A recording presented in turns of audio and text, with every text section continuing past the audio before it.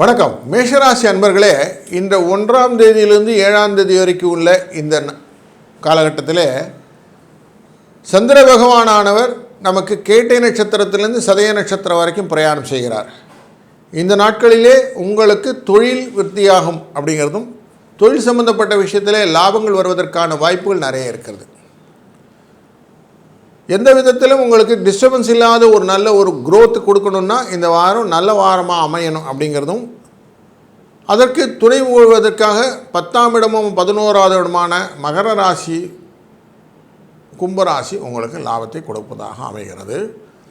இந்த வாரத்தில் திருவோண நட்சத்திரத்தின்றி ஓணம் பண்டிகை அப்படிங்கிறதுக்கு அவசியம்.